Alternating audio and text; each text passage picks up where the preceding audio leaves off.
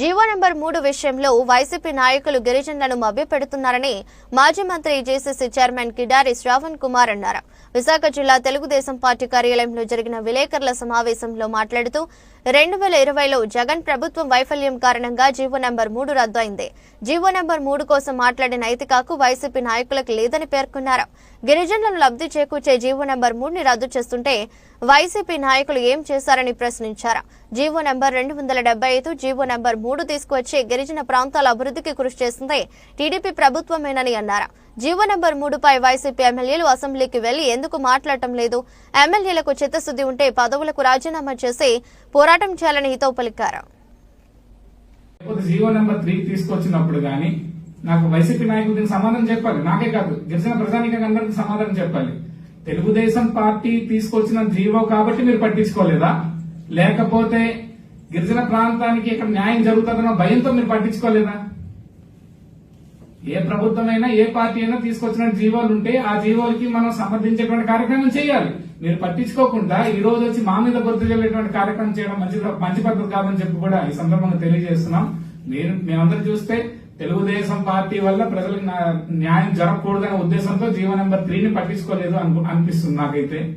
నిజంగానే పట్టించుకునేలాగుంటే tribal advisory committees ఉన్నాయి, ఇచ్చిన నివేదికలు ఉన్నాయి, దాన్నైనా ముందు తీసుకెళ్లాలి కదా. లేకపోతే ఎస్టీ కమిషన్ ఉంది, ఎస్టీ కమిషన్ నివేదిక ఇచ్చింది. గతంలో మీ ఎస్టీ కమిషన్ చైర్మన్ లో ఉన్నారు కదా, ఆ ఇచ్చిన నివేదికను ముందుకు తీసుకెళ్లాలి కదా. ఎక్కడ కూడా ముందు పట్టించుకోని జీవో నెంబర్ 3 కాదు, ఏదో ఒక చట్టం తీసుకొచ్చి గిరిజనులు ఆదుకునేటువంటి కార్యక్రమం చేయాలి కదా లాస్ట్ 5 సంవత్సరాల్లో. అది చేయకుండా ఈ రోజు ఏదో విధంగా మనం మంచి కార్యక్రమాలు చేసేటువంటి కార్యక్రమం చేస్తుంటే మంత్రి గారి మీద గానీ, లేకపోతే అదే విధంగా లోకేష్ బాబు గారి మీద గానీ, ప్రభుత్వం మీద గానీ బుద్ధ చెల్లేటువంటి కార్యక్రమం చేస్తున్నారు. దీన్ని ప్రజలు క్షుణ్ణంగా పరిశీలిస్తున్నారని చెప్పి ఈ సందర్భం తెలియజేస్తున్నాం. నా రిక్వెస్ట్ ఒకటేనండి, గిరిజన ప్రజలకు గానీ, అదే విధంగా గిరిజన సంఘాలకు కానీ నేను ఒకటే రిక్వెస్ట్ చేస్తున్నాం. ఏదైతే హామీ ఇచ్చామో ఆ హామీని కట్టుబడి ఉంటుంది. మేము గతంలో ఈ రోజే కాదు, గతం నుంచి కూడా ముఖ్యమంత్రి గారు కానీ, లోకేష్ బాబు గారు కానీ మాకు ఫీడ్బ్యాక్ కూడా అడగడం జరిగింది. ఏ విధంగా మనం చేస్తే బాగుంటుందని చెప్పి మాకు సలహాలు కూడా మేము ఇవ్వడం జరిగింది.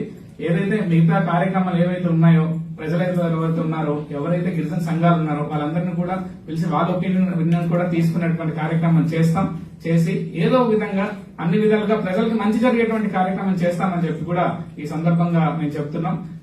మరోసారి చెప్తున్నాను, ముఖ్యమంత్రి గారు గాని, లోకేష్ బాబు గారు గాని, అదేవిధంగా మా మంత్రి గారు గాని పూర్తి స్థాయిలో గిరిజన పక్షపాతిగా ఉండి గిరిజన ప్రాంతంకి అభివృద్ధి సంక్షేమాన్ని ముందుకు తీసుకెళ్ళడానికి కంకణం కట్టుకున్నాం. ఈ రోజు ఎవరు ఎన్ని చెప్పినా సరే దాన్ని ఎవరు కూడా నమ్మొద్దని కూడా చెప్తున్నాం. ప్రజలందరూ కూడా ఒకటే అడుగుతున్నాను, ప్రజలకు కానీ లేకపోతే గిరిజన సంఘాలకు కానీ నేను ఒకటే వినవించుకుంటున్నాను. నిజంగానే వైసీపీ నాయకులకి నిజాయితీ ఉంటే మనందరం వెళ్దాం. మీరు కూడా అడగండి వాళ్ళని, మీ పదవులు రాజీనామా చేసి రండి. మీరు అసెంబ్లీకి కూడా వెళ్ళలేని వాళ్ళు ఈ రోజు గిరిజన ప్రాంతానికి, గిరిజన ప్రజలకు ఇబ్బంది కలిగినప్పుడు వాళ్ళ వైపు నిల్చునేలాగా ప్రజలకు రాజీనామా చేసినండి పదవులన్నిటికీ. లేదా మీ ఎమ్మెల్యే పదవులకి, ఎంపీ పదవులకి మీరు ఎలాగా అసెంబ్లీకి వెళ్లి మన గురించి మాట్లాడలేరు. మాట్లాడినప్పుడు మీ స్వలాభాల కోసం పదవులు ఎందుకు? ప్రజల కోసం రాజీనామా చేయండి, ఉద్యమంలోకి రండి. వచ్చి ప్రజల కోసం పోరాడితే నిజంగానే మీ నిజాయితీ, మీ యొక్క దాని నిబద్ధత చాటుకున్నట్టు ఉంటుంది. నా రిక్వెస్ట్ ఇది, గిరిజన ప్రజలకు అందరూ కూడా ఒకటి చేస్తాం. వాళ్ళు రారు, వాళ్ళు వచ్చేటువంటి పరిస్థితి ఉండదు. కాబట్టి వాళ్ళు నమ్మి మళ్ళీ మోసపోవద్దు. గత 5 సంవత్సరాలు మనం మోసపోయాం. గత 5 సంవత్సరాలు సంక్షేమం అట్టడికి వెళ్ళిపోయింది, అభివృద్ధి అట్టడికి వెళ్ళిపోయింది, మన ప్రాంతం అంతా కూడా వెనక్కి పడిపోయింది. ఇప్పుడైనా మనకు ముందుకు వెళ్ళేటువంటి అవకాశం వచ్చింది. కాబట్టి మీ అందరూ కూడా నేను రిక్వెస్ట్ చేస్తున్నాను, వాళ్ళ మాటలు నమ్మి మళ్ళీ మోసపోవద్దని చెప్పి కూడా ఈరోజు చెప్తున్నాను. వాళ్ళే చెప్తున్నారు డైరెక్ట్ గానే, ఇది మా డిమాండే కాదని. మరి మీ డిమాండ్ కానప్పుడు మీ రోడ్డు మీద ఏం పోరాటం చేస్తారు? మీ డిమాండే కాదు, అది మీ హామీ మీద మేము నెరవేర్చాలి. మా హామీ నెరవేర్చడానికి చిత్తశుద్ధితో ముఖ్యమంత్రి గారు పనిచేస్తున్నారు. ఒక విషయం చెప్పానండి, గత 5 సంవత్సరాలతో జరిగినటువంటి కార్యక్రమాల వల్ల మన రాష్ట్రం ఎంత నష్టపోయిందో అన్ని వర్గాలకు తెలుసు. అన్ని వర్గాల ప్రజలకి, అది ఏ ఎంప్లాయీస్ అవని, లేకపోతే డైలీ వేజ్ వర్కర్స్ నుంచి, బిజినెస్ మ్యాన్స్ నుంచి అందరు కూడా దాన్ని నష్టపోవడం జరిగింది. ఒక్కొక్క వర్గాన్ని చక్కదిద్దుకుంటూ, ఒక్కొక్క సమస్యని చక్కదిద్దుకుంటూ ఈ రోజు రాష్ట్రాన్ని ముందు బాటలో నడిపించాలన్న కార్యక్రమంతో మన రాష్ట్ర ముఖ్యమంత్రి గారు నారా చంద్రబాబు నాయుడు గారు ఈ నిర్ణయం తీసుకొస్తున్నాం.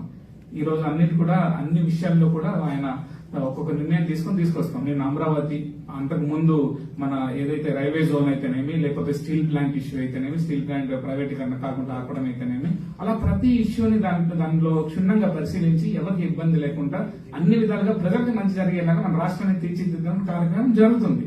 ఇలాంటి జరిగేటువంటి కార్యక్రమం జరుగుతున్నప్పుడు అయినా సరే బుర్రజలేటువంటి కార్యక్రమం చేస్తే నిబద్ధత నిజాయితీ పక్కన పెడితే మానవత్వం కూడా లేదు వైసీపీ నాయకులకు అనేటువంటి ఒక పరిస్థితి వస్తుంది. కాబట్టి మీ అందరూ కూడా ఒకటే అడుగుతున్నాం, మంచి కార్యక్రమం చేయడానికి మేము సిద్ధంగా ఉన్నాం. మీరు కలిసి రండి, అందరం కలిసి ప్రజలకు మంచి చేద్దాం. ముఖ్యంగా వెనకబడినటువంటి గిరిజన ప్రాంతానికి మంచి చేయడానికి మీరు కూడా కలిసి రండి. తప్పితే కానీ ప్రజలను మభ్యపెట్టి దాంట్లో సుందరానందం పొందేటువంటి కార్యక్రమం చేయొద్దని చెప్పి కూడా మీ అందరినీ కూడా హెచ్చరిస్తున్నాను. అదేవిధంగా ఏదైతే